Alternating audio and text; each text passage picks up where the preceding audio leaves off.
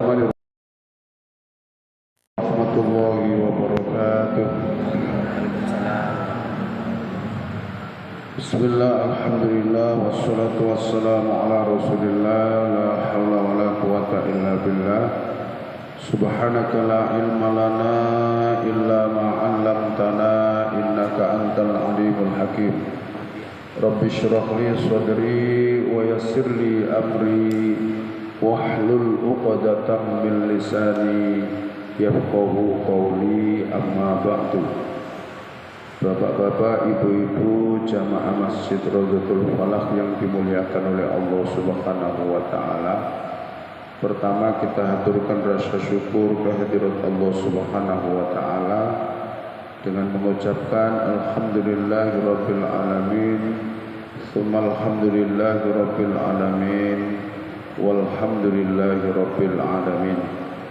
Atas limpahan rahmat hidayah inayah kepada kita, nikmat sehat jasmani, sehat rohani, sehingga kita bisa berkumpul di rumah Allah yang mulia ini dalam kondisi sehat walafiat.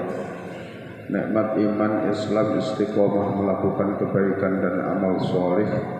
Mudah-mudahan semua rangkaian amal ibadah kita diterima oleh Allah Subhanahu wa taala.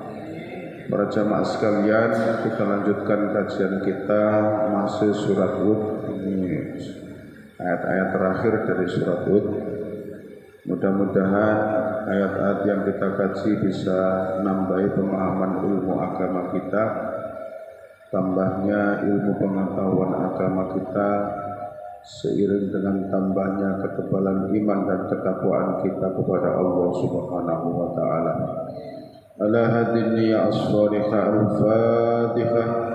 A'udzu billahi minasy syaithanir rajim.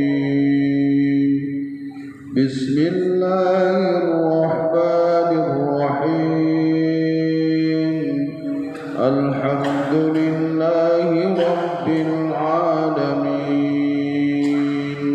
Ar-rahmanir rahim. Maliki yaumiddin. Iyyaka na'budu wa iyyaka nasta'in. Ihdinas siratal mustaqim. Siratal ladzina an'amta 'alaihim ghairil maghdubi 'alaihim waladdallin.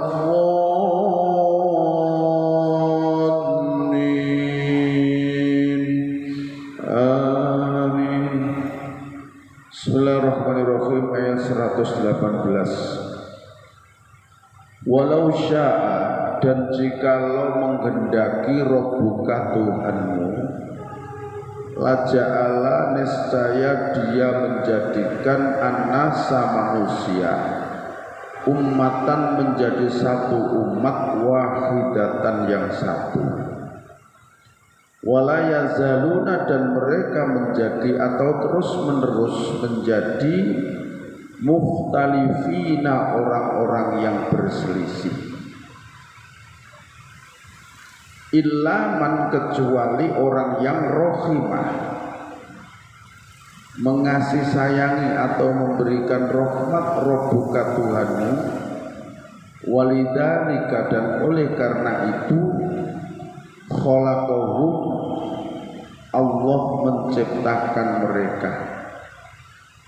Wa tamat, dan telah ditetapkan kalimatu Rabbika, firman Tuhanmu yang terkait dengan janji-janji sudah tamat, sudah disempurnakan.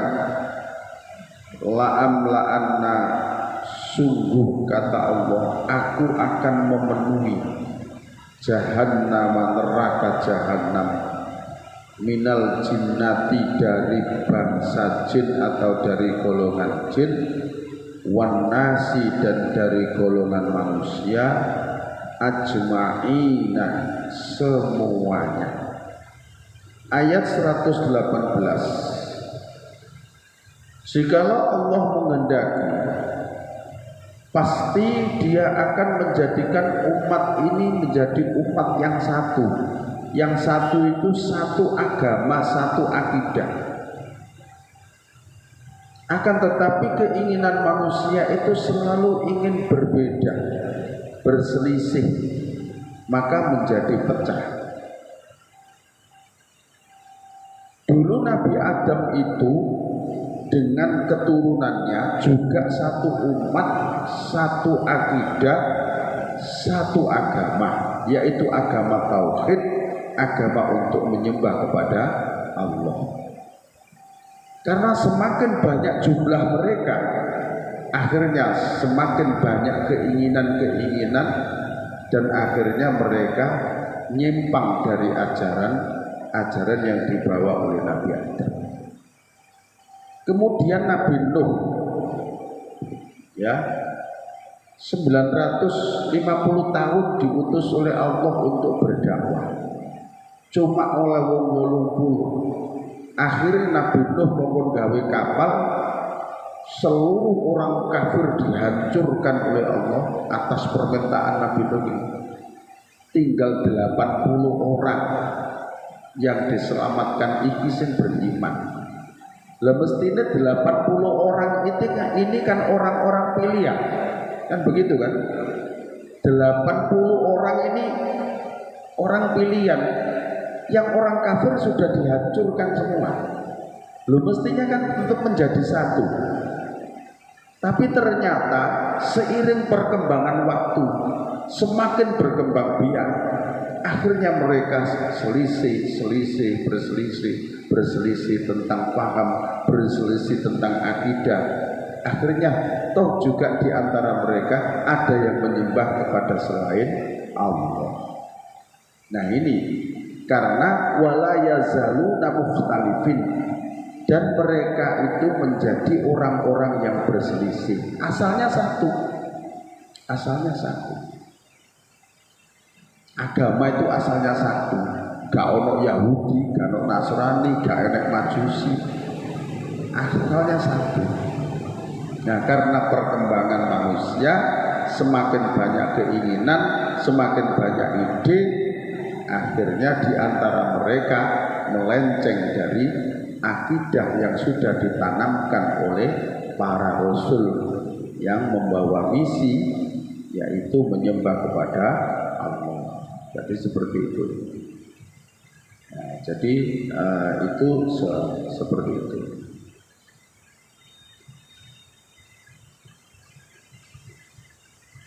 Nah, jadi itulah kondisi umat itu sudah difirmankan oleh Allah. Asalnya itu satu keturunan dari Nabi Adam, kan begitu ya. Satu agama, ya agama yang dibawa oleh para rasul dari langit. Tapi ternyata mereka juga berselisih pendapat tentang agama yang dibawa oleh rasul itu. Akhirnya ya ada Yahudi, ada Nasrani, ada Majusi. Nah itu akhirnya berselisih menjadi itu, lihat, akhirnya berselisih menjadi itu. Nah, itu. Maka illa marrohimarubu, kecuali yang tidak berselisih ini orang yang mendapatkan rahmat dari Allah.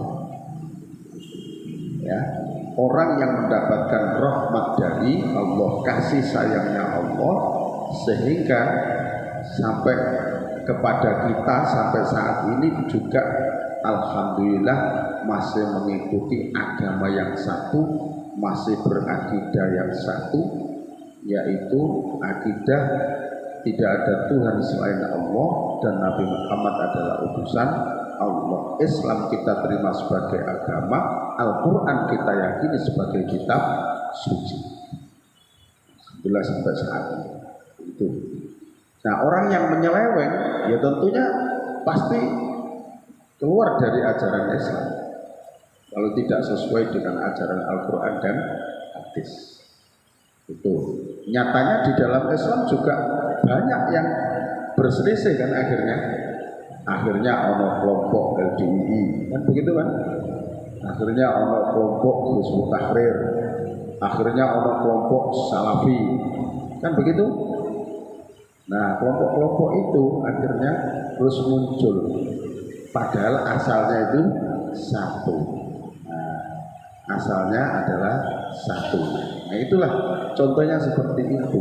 Maksudnya asalnya itu adalah satu, akan tetapi berselisih. Tapi kalau di luar Islam itu perselisihannya adalah itu tidak hanya tentang faham, tapi tentang akidah. Ini yang bahaya. Tapi di dalam kelompok Islam ini, yaitu perbedaannya itu bukan perbedaan akidah, akidahnya tetap sama, Al-Qur'annya tetap sama, akan tetapi yang berbeda hanya pahamnya saja. Berbeda paham saja kalau dalam Islam ini antara Muhammadiyah dan NU, podo-podo Allah mengakui Nabi, kitab sucinya jamaah, akan tetapi pemahamannya saja yang berbeda.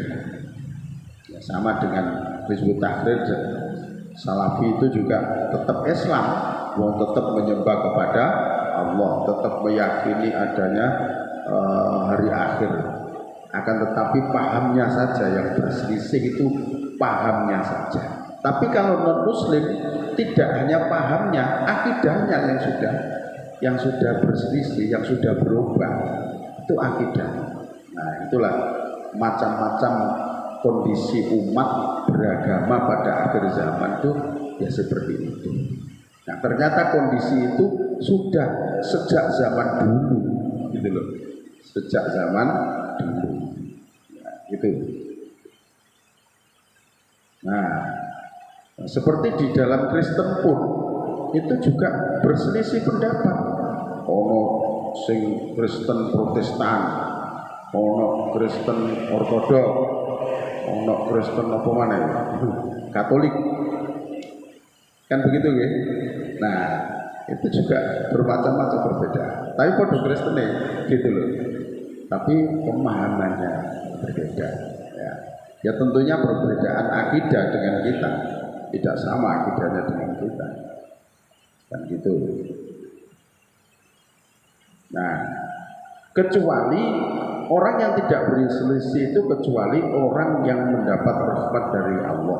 Walidzalika khalaqahum, dan oleh karena itu Allah menciptakan mereka.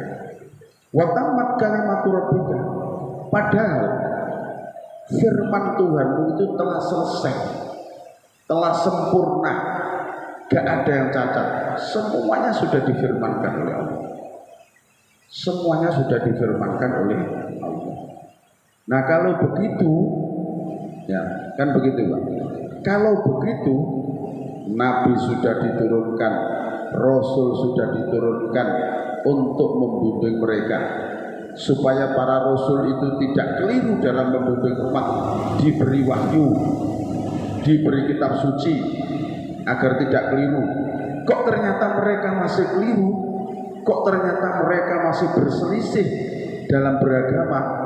Maka ancaman Allah, la'amla'anna jahannam, jadi pasti akan aku penuhi neraka jahanam, minal jinnati, dari bangsa jin, wan nasi, dan dari bangsa manusia.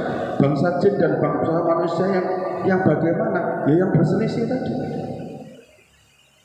yang berselisih dengan agama yang dibawa oleh para rasul, berselisih dari firman Allah. Ini yang diancam oleh Allah, akan dimasukkan neraka jahanam. Akan aku penuhi neraka jahanam itu dari bangsa jin dan dari bangsa manusia. Adik ditambahi ajma'ina, semuanya.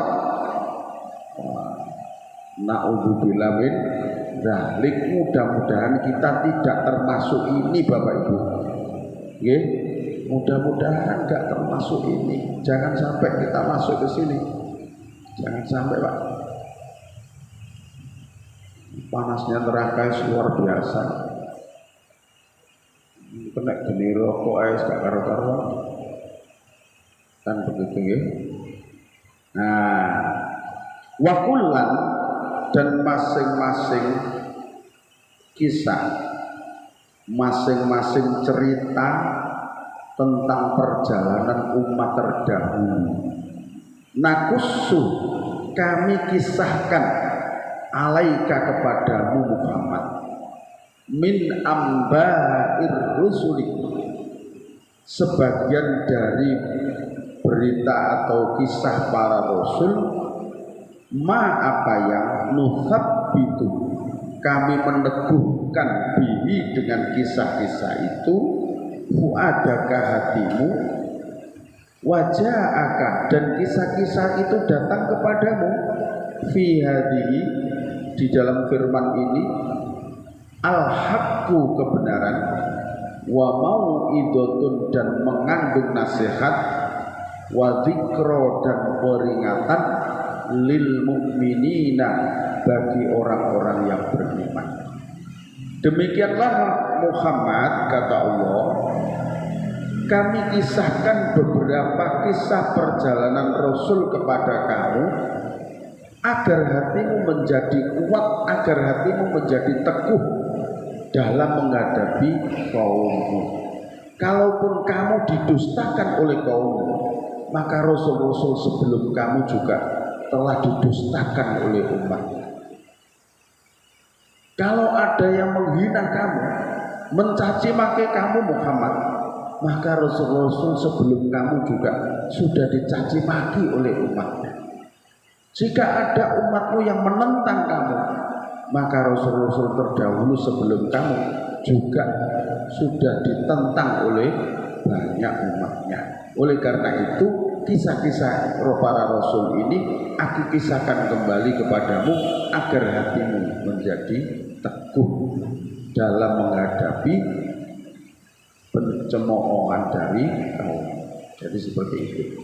Karena di dalam kisah itu ada al-haqqu, kebenaran.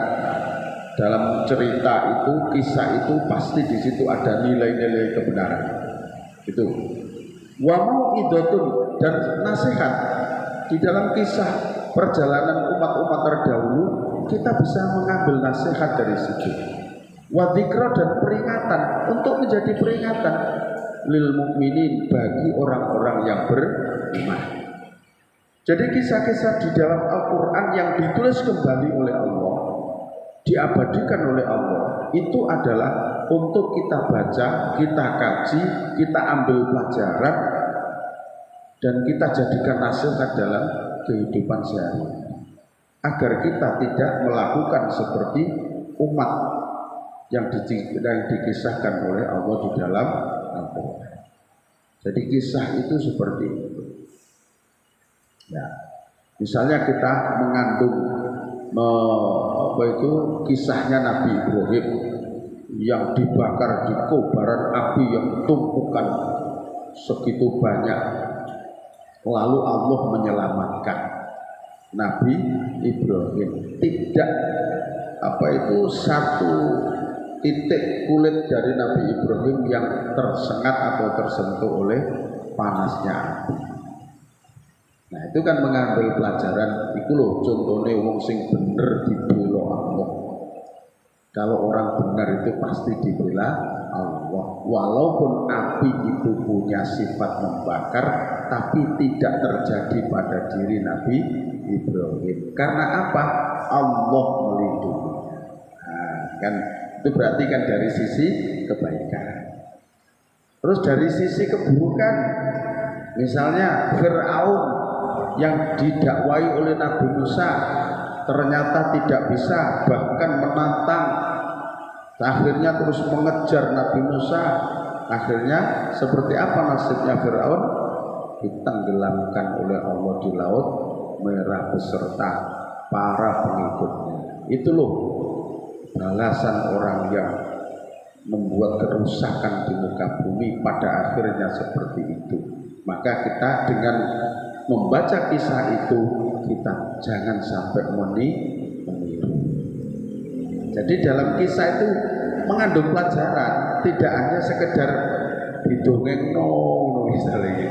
Mari kono, kok gak bisa mengambil pelajaran? Jangan. Jadi kisah itu harus di sini ada al-haqqu kebenaran, wa mau'idhatun dan nasihat. Jadi dengan kisah itu bisa memberikan nasihat kepada diri kita. Wa dzikra dan peringatan. Kita selalu diingatkan. Dengan kisah-kisah itu kita diingatkan. Contoh lagi misalnya kisahnya Qarun. Gitu. Qarun itu orang yang hidup di zaman Nabi Musa. Qarun itu orang yang terkenal kaya raya, sampai kekayaannya diabadikan oleh Allah dalam Al-Quran. Sampai dikisahkan bahwa untuk membawa kunci-kunci gudangnya Qarun itu dibawa oleh dua orang yang kekar itu gak kuat. Gawa kuncinya gak kuat. Wong loro dekat gawa kunci, dipikul kuncinya. Wong loro sing kuat, punya badan yang kuat kekar, itu gak kuat. Gawa kunci gudangnya Qarun. Walaupun demikian, Qarun ditarik zakat sama Nabi Musa, menolak. Ngapain Musa? Saya disuruh keluarkan zakat. Ini hasil kerja keras saya, harta saya. Dan terus berikutnya lagi didatangi, suruh mengeluarkan zakat, tidak mau lagi. Kan begitu kan? Ngapain Musa? Gak ngurus itu wes, yang penting kekayaan saya itu saya peroleh dari hasil keringat saya, karena kepandaian saya. Terus berkali-kali ditarik zakat gak gelem. Akhirnya Allah mendatangkan gempa bumi yang sangat dahsyat sehingga seluruh perbendaharaan Qarun itu masuk ke dalam perut bumi. Gak terima Qarun pisan sak perbendaharaan. Setelah itu Allah meratakan bumi kembali sehingga gak terlihat lagi di situ. Maka saking masyhuri sampai setiap wong nemu barang sing antik teko tanah disebut harta karun. Masyhur betul itu kisah ini. Padahal harta karun itu di Mesir loh Bapak Ibu. Lho kok iso ndok kene diarani harta karun. Ya mau sadok kene. Ya itu istilah saja, saking masyhuri gitu loh. Saking suci gitu loh. Nah, dengan kisah Qarun kita bisa ngambil pelajaran. Ojo sampai dadi wong koyo Qarun. Nah, dikai duit Allah, dikai rezeki Allah, ayo dikeluarkan zakat, ayo dikeluarkan infak, ayo dikeluarkan sedekah. Kalau tidak, Allah sendiri yang akan mengambil dengan caranya Allah sendiri. Kalau belum, tunggu, kan begitu kan. Soalnya kadang-kadang balasan Allah itu Bapak Ibu, kadang ada yang ditampakkan ketika di dunia, tapi kadang ada yang tidak dibalas di dunia, dibalas nanti setelah kematian. Makanya kadang-kadang kita itu memandang orang lain itu silau, sehingga kita itu keluar omongan, iku loh, ya gak tahu sholat, ya gak tahu zakat, kok usaha kok lancar terus, ya gak tahu kena musibah. Mak dewi sholat ya sudah, akhirnya terus ngono, sholat ya zakat ya saya kayak musibah. Akhirnya terus begitu, seakan-akan nyalahno pangeran. Padahal Allah itu pasti akan membalas. Kalau ada orang yang tidak melakukan syariatnya, pasti akan dibalas. Ya cuman balasan itu kadang ditampakkan di dunia, kadang dibalas setelah kematian, kadang seperti itu. Sehingga kita itu sering silau, sering salah menilai orang, itu sering salah. Nah, maka kisah-kisah itu telah dikisahkan oleh Allah kepada Nabi Muhammad dan tentunya untuk umatnya juga, agar sama-sama kita juga bisa mengambil pelajaran dari kisah-kisah perjalanan umat terdahulu. Bisa menjadi nasihat kita, bisa menjadi peringatan kita. Itu ya. Wakul, dan katakan Muhammad kepada orang-orang yang masih saja tidak mau beriman itu, Wakul dan katakanlah lilladina bagi orang-orang yang la yu'minuna mereka tidak beriman, la yu'minuna mereka tidak beriman, ikmalu beramallah kamu, ikmalu beramallah kamu, ala makanatikum sesuai dengan posisi kamu masing-masing. Gitu. Inna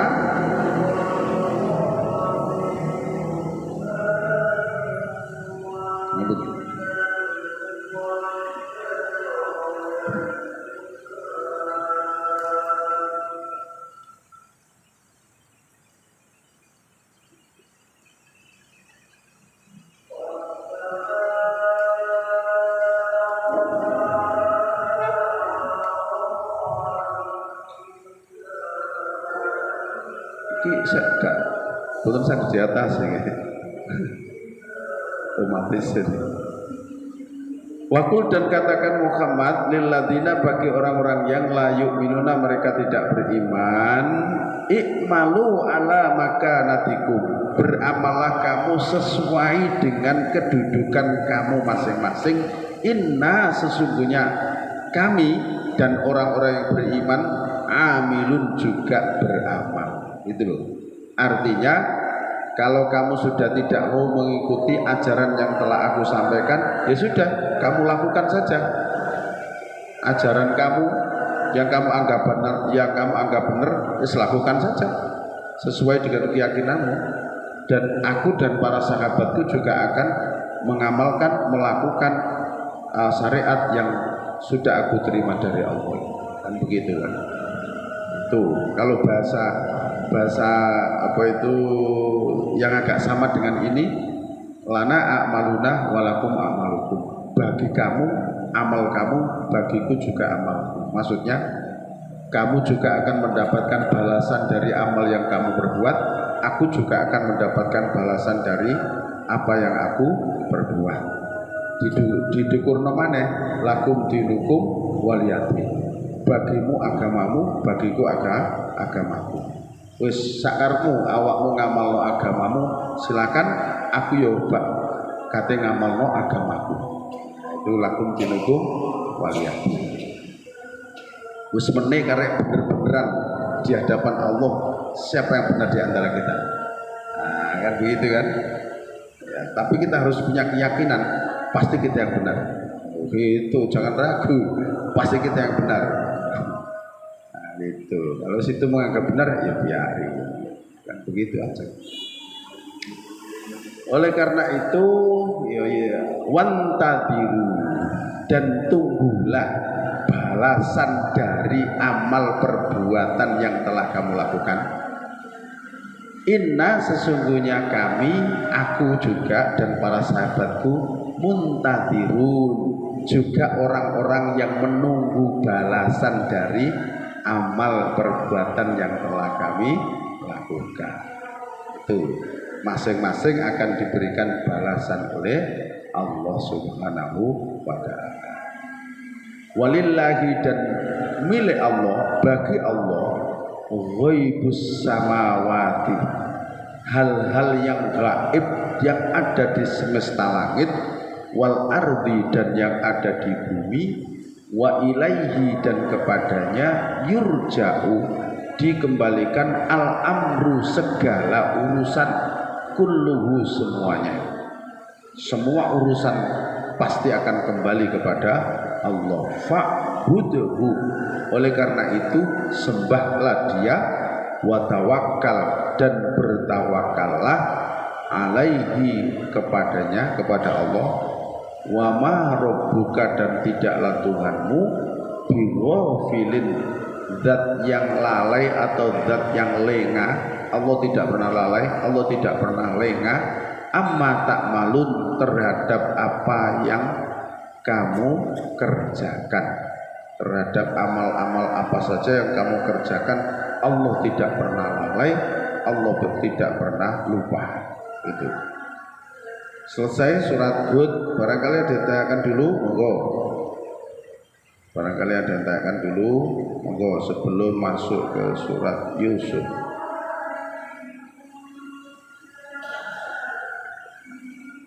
Wonten?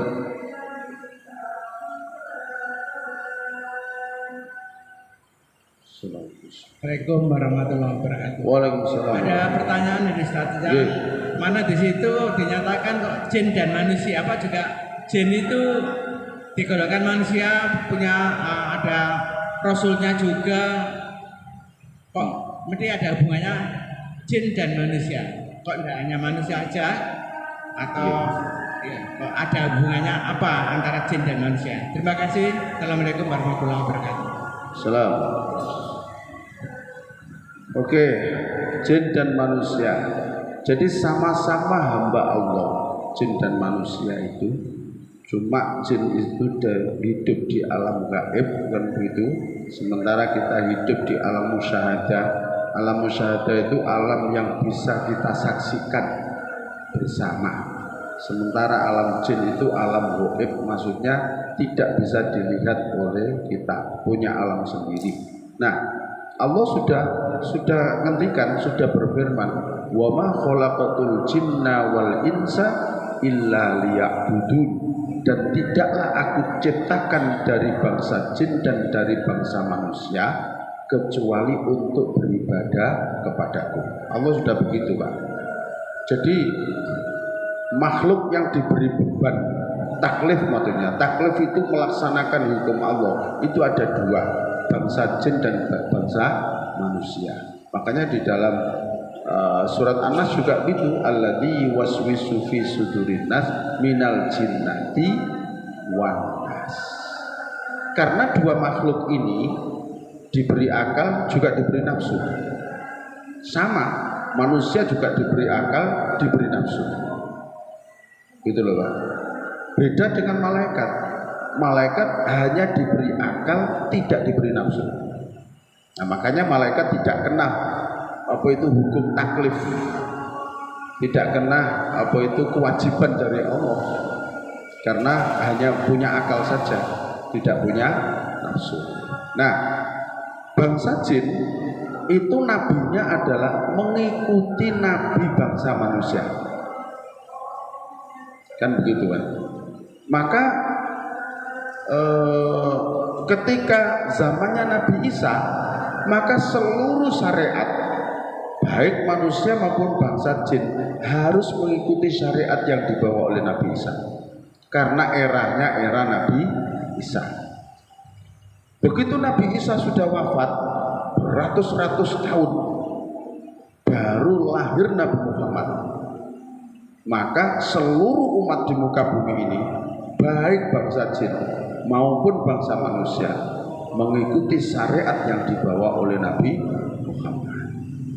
Itu mengikuti syariat yang dibawa oleh Nabi Muhammad. Jadi ya memang bangsa jin dan bangsa manusia itu sama-sama punya taklif, sama-sama punya kewajiban untuk melaksanakan kewajiban-kewajiban dari Allah, ya apa itu mengerjakan perintahnya dan meninggalkan larangannya.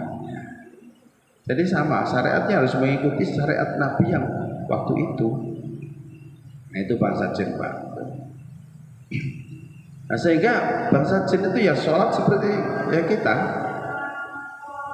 Saya tuh masih teringat ketika dulu masih kecil itu, di musola saya, musolanya Mbak itu, zaman kulon itu kan arek itu gak enak sing turu omah, turu langgar kabeh. Hari mari ngaji itu turu musola kabeh, Pak. Nah, setelah itu kan ya waktu itu belum ada lampu listrik ya. Terus di musola saya yang waktu itu yang masih musola kecil, sekarang sudah tak renovasi, nggak didik. Setiap jam 2:30 itu pasti ada orang yang sholat di Paimanan. Saya dengar kok, Allah,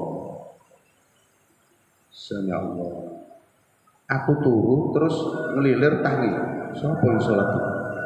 Karena Allah kok, turu suaranya begitu, Pak. Karena kok kurung suara. Jadi seperti itu. Pasti jam 3 itu ada orang sholat di situ. Bahkan yang lebih heran lagi, saya tuh pernah ketiduran di depan paimanan sini Pak. Ya sedulinan karo konco-konco mari ngono turu gak krasa. Saya tidur di paimanan. Loh saya bangun itu saya tuh di teras gitu Pak. Loh, aku mau turu kok iso begini. Saya tahu, oh iya, ini nggak tempatnya sholat jin biasa. Aku keturun kono dipindah Pak. Ya untung dipindah rono aku. Lah nek dipindah nang jedeng ya apa? Itu loh Pak. Dipindah nang jedeng ya apa? Jadi mereka itu mengikuti syariat kita. Dan itu yang saya tahu itu seperti itu, gitu loh. Pernah saya alami itu seperti itu. Jadi saya juga pernah digencong itu pernah pindah tempat itu. Goro-goro turu loh, ini biasa tempatnya dia sholat itu. Saya juga mendengar dia wudhu. Zaman dulu jedeng itu Pak, gak enek pancuran kados sakniki lho Pak, gitu. Jedeng obong itu loh. Jadi nek wudhu itu mesti krungu, cukup. Saya dengar, loh kok ana wudhu. Tak delok itu. Karena iya, saya nggak berani bangun saya. Wis tak rungono tok ae. Mari lu gak suwe nek koyo ngono. Subhanallah. Yes. Dengar suara-suara begitu saja. Nah, berarti ya emang benar. Jadi jin itu mengikuti syariat ya Nabi yang hidup pada waktu itu. Betul. Begitu. Nah, ya pernah ada orang yang mampir ke tempat saya di situ. Terus kayaknya dia juga punya ilmu-ilmu yang bisa melihat gitu. Dia terus bilang saya, "Bu, di sumurmu itu ono omahe jin." Bener lah. Iya, betina tak kira ngombe sumur. Gak apa-apa tapi jine jin apik. Ya wis alhamdulillah. Padha apike nek ora. Wis pokoke apik gak apa-apa. Tergantung jenis seperti itu. Nggih, jadi memang dua makhluk itu nggih, karena sama-sama diberi akal, juga sama-sama diberi nafsu. Makanya dibebani kewajiban oleh Allah, sementara malaikat itu hanya punya akal tapi tidak punya nafsu. Itu alasannya seperti itu. Jadi malaikat itu nggak kena hukum itu maksudnya. Gitu, gitu. Ada lagi tak monggo? Monggo, kalau ada monggo.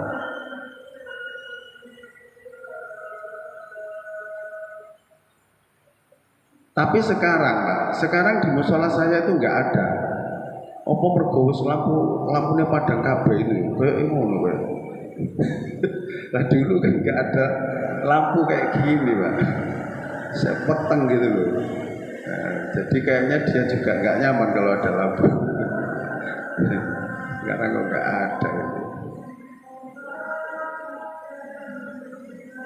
Tuh. Kalau tidak ada saya lanjutkan ke surat Yusuf. Surat Yusuf ini surat tergolong surat Makkiyah. Surat yang diturunkan di Mekah sebelum Nabi hijrah. Ayatnya adalah 111. Gitu ya. 111 diawali dengan Bismillahirrahmanirrahim. Alif lam ra, alif lam ra. Tilka itulah Al-Qur'an maksudnya. Ayatul kitabil mubin. Itulah Al-Qur'an, itu berisi tentang ayat-ayat yang ada di dalam kitab yang nyata. Itu Al-Qur'an. Jadi Al-Qur'an itu suatu kitab yang berisi tentang ayat-ayat mubin, al-mubin yang nyata.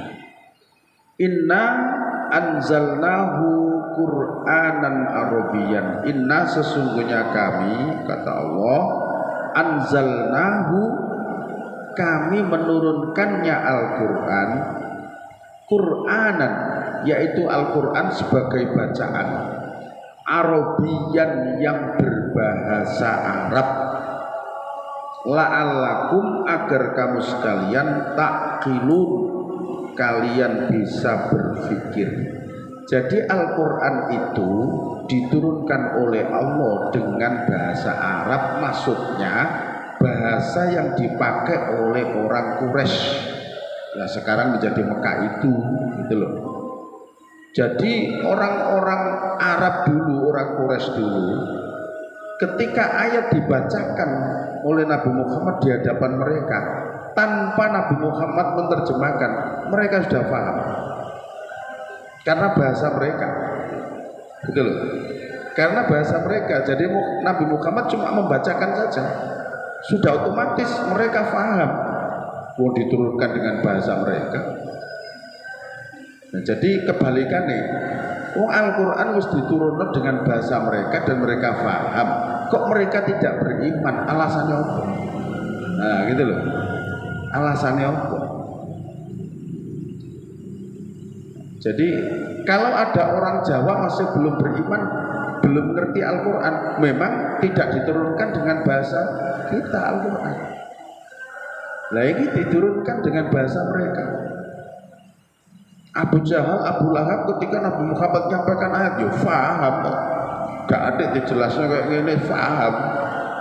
Gak ada butuh tafsir, faham misalnya. Cuma mereka tidak mau menerima kebenaran itu. Ya dengan anggapan agama tinggalan nenek moyang, yaitu agama penyembahan terhadap berhala itu lebih dulu daripada agama yang dibawa oleh Muhammad yang baru kemarin.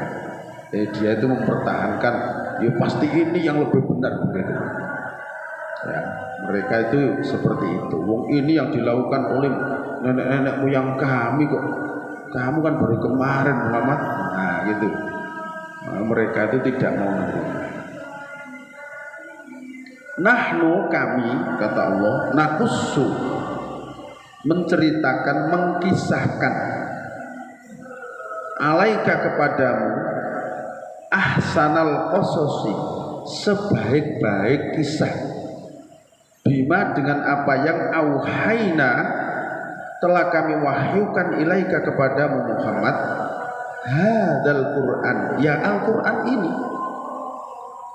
wa in kunta, walaupun kamu dulu mingkoblihi, dari sebelum turunnya Al-Quran ini, laminal ghafilin, sungguh termasuk orang-orang yang tidak tahu, tidak mengerti.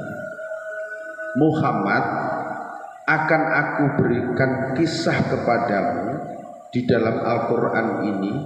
Kisah ini sebaik-baik kisah di dalam Al-Quran.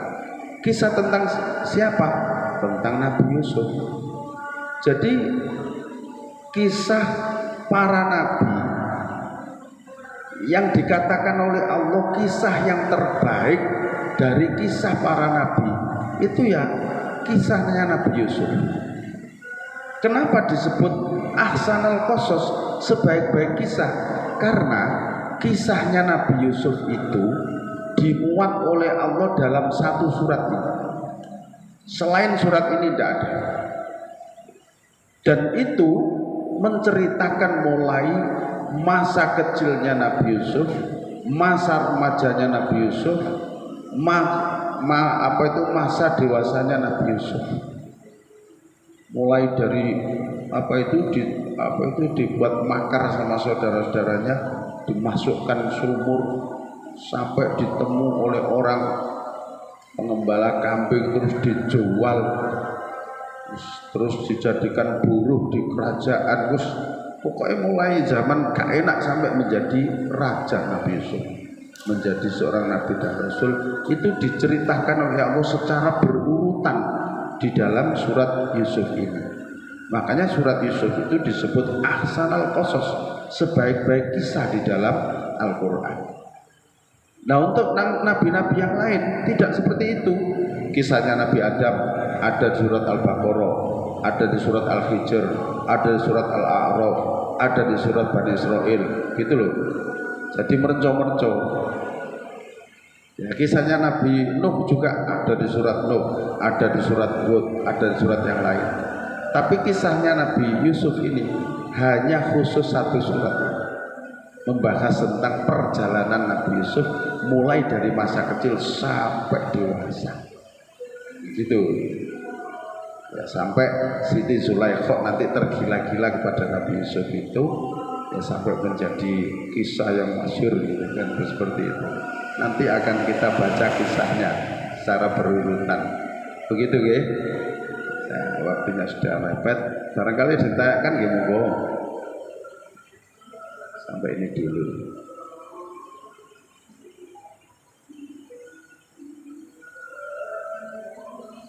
Sampun nggih. Pun nanti kisahnya perjalanannya dimulai besok pertemuan depan. Semoga bermanfaat kajian kita pada malam hari ini dan kita diberikan istiqomah oleh Allah untuk selalu di jalan kebaikan. Kita akhiri dengan doa akhirul majlis. Subhanakallahumma wa bihamdika asyhadu an la ilaha illa anta astaghfiruka wa atubu ilaik. Alhamdulillahirabbil alamin. Assalamualaikum warahmatullahi wabarakatuh.